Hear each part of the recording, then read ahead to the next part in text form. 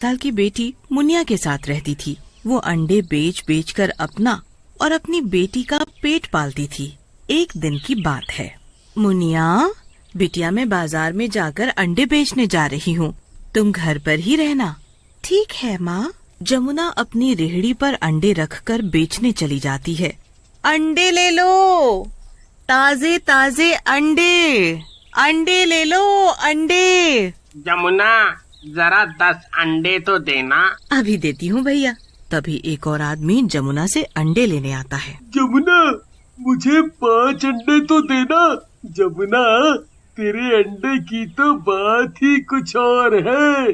उसे खाते ही बस ऐसा लगता है जैसे पता नहीं कितनी ताकत आ गई हो।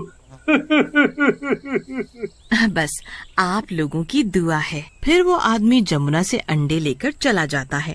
आज जमुना के सारे अंडे बिक जाते हैं और वो घर जाकर देखती है।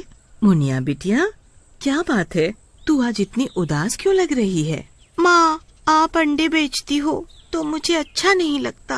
अरे बिटिया, क्या करे, पेट भरने के लिए कोई काम छोटा या बड़ा नहीं होता। अच्छा, मैं तेरे लिए खाना बना कर लाता हूँ। मोहन मुनिया के लिए खाना बनाने चला जाता है। जब खाना बनकर तैयार हो जाता है, मुनिया बिटिया, आकर खाना खा लो। अभी आई पिताजी। जमुना और मुनिया खाना खाकर सो जाते हैं और अगले दिन जमुना हमेशा की तरह गांव के बाजार में अंडे बेचने के लिए निकल जाती है। वो अंडे बेचने जा रही होती है, तभी एक पेड़ के पास जाकर उसकी रेहड़ी अपने आप रुक जाती है। अरे, इस रेहड़ी को क्या हुआ? ये कैसे खराब हो गई? जहाँ जमुना की रेहड़ी खराब हुई थी, वहाँ कुछ दिनों से एक चुड़ैल आकर उस पेड़ पर रह रही थी। ये सब उस पीपल के पेड़ पर बैठी चुड़ैल देख रही होती है।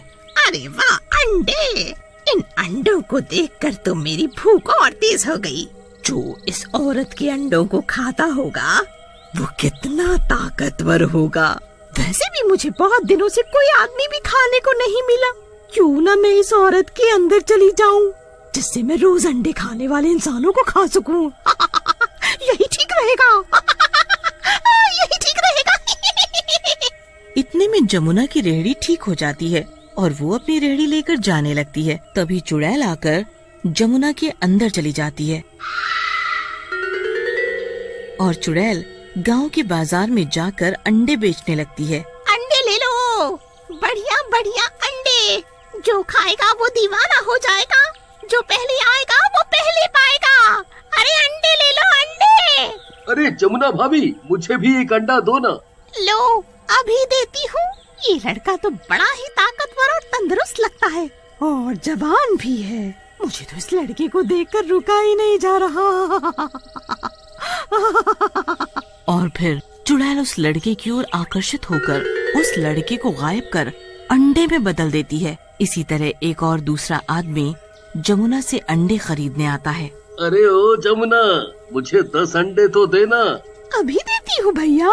चुड़ैल उस आदमी को अंडा देकर पैसे ले लेती है और फिर अंडे बेचने लगती है। अंडे ले लो, अंडे, ताजे ताजे अंडे। जो खाएगा वो इन अंडों का दीवाना हो जाएगा। तभी एक और लड़का चुड़ैल की दुकान पर अंडे खरीदने आता है। अरे ओ जमुना भाभी, जरा 2 अंडे तो देना। अभी देती हूँ। चुड़ैल उस लड़के की ओर देखकर मन ही मन खुश हो रही थी। वाह, एक और जान लगा। मैं इसे भी अंडा बनाकर अपने वश में कर लूंगी। तभी लड़का चुड़ैल से कहता है, अरे क्या हुआ भाभी, आज आपका ध्यान कहाँ है? आज आप कुछ बदली बदली सी भी लग रही हो। आपकी तबीयत तो ठीक है? वो कुछ नहीं, बस ऐसे ही। चुड़ैल उस लड़के को जैसे ही अंडे देती है, उसे वो अपने जादू से अंडा बना देती है और जब शाम हो जाती है तो वो अपने घर चली जाती है और घर पहुंचकर वो मुनिया के लिए खाना बनाती है और उसे खाना खिलाती है। खाना खाकर चुड़ैल और मुनिया सो जाते हैं। जब मुनिया गहरी नींद में सो रही होती है तो चुड़ैल जमुना के अंदर से निकलकर उन अंडों को देख रही होती है। अरे वाह, इतने सारे जवान लड़के। मैं इन सब लड़कों से जवान बन जाऊंगी। अरे हम सब मर जाएंगे। ये चुड़ैल तो हम सबको जान से मार देगी। पर अभी तो हमारी किसी की शादी भी नहीं हुई है। हमें तो ये चुड़ैल जवान ही मारना चाहती है। तुम सब जवान हो, इसीलिए तुम्हारी जान। मिशन पूरा नहीं हुआ है। आप हमसे शादी करेगी तो भी आपकी उम्र कम नहीं होगी। बदतमीज लड़के, तूने ऐसे कैसे बोला? अब तू देखता जा, तो मैं सबसे पहले तमाम करूंगी। हाँ। जी, आपने तो मेरी बात को गलत तरीके से ले लिया। मैं तो आपकी भलाई के लिए बोल रहा हूँ। अब हम सबको मारेंगे भी और आपकी शक्तियाँ ना बढ़े तो क्या फायदा? बोलो। क्यों? तो मैं क्यों बोल रहे हो? चुड़ैल जी, गांव में अभी एक और जवान लड़का है। पहले क्यों नहीं बताया? हाँ? जी चुड़ैल जी, अभी गांव के सरपंच का बेटा भी बचा हुआ है। सरपंच ने उसे आपके डर से अपने घर में छुपा रखा है। अरे ऐसे कैसे हो सकता है? मैं आज ही सरपंच के बेटे को लड़ाऊंगी। चुड़ैल गुस्से में सरपंच के बेटे को लेने चली जाती है, परंतु सरपंच का कोई बेटा ही नहीं होता और साथ ही साथ सरपंच एक पुजारी होता है और उसे पूजा पाठ के साथ साथ भूत चुड़ैल को पकड़ना भी आता था।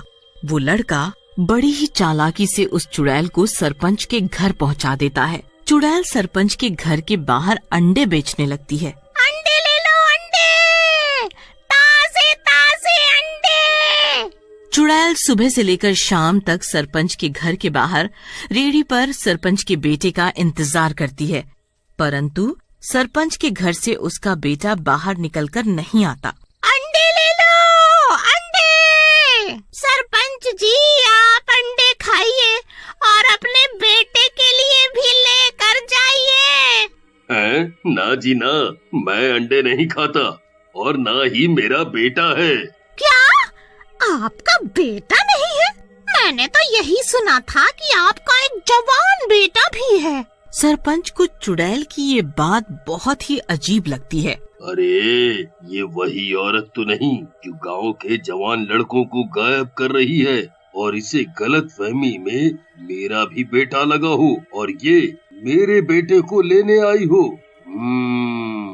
तभी सरपंच की नजर उस चुड़ैल के पैरों पर पड़ जाती है और सरपंच को विश्वास हो जाता है वो एक चुड़ैल है जो उनके गांव के जवान लड़कों को ढूंढ रही है। सरपंच तभी चुड़ैल का गला पकड़ लेता है। जय हनुमान ज्ञान गुण सागर, जय कपीश तिहुलोक उजागर, रामदूत अतुलित बलधामा, अंजनी पुत्र पवन सुत नामा, महावीर विक्रम बजरंगी, कुमति निवार सुमति के संगी, कंचन वरण विराज सुवेशा, कानन कुंडल कुंचित केसा, जय बजरंग बली जी की जय। अरे मुझे बचाओ, कोई बचाओ मुझे, ये आदमी तो मुझे जान से ही मार डालेगा। कोई मुझे बचाओ, कोई बचाओ। तभी सरपंच एक गांववासी को चुड़ैल के सारे अंडे फोड़ने को कहता है। जैसे ही पहले गांववासी गंगा जल लाता है और सरपंच उस चुड़ैल पर छिड़क देता है, चुड़ैल जोरों से चिल्लाने लगती है।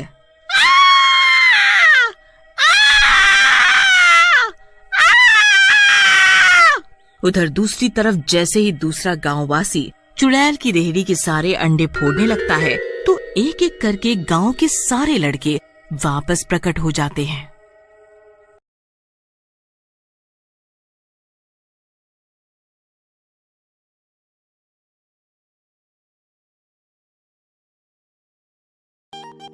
हम इससे चाहते ना कि सब भूल जाए, रोटी से हम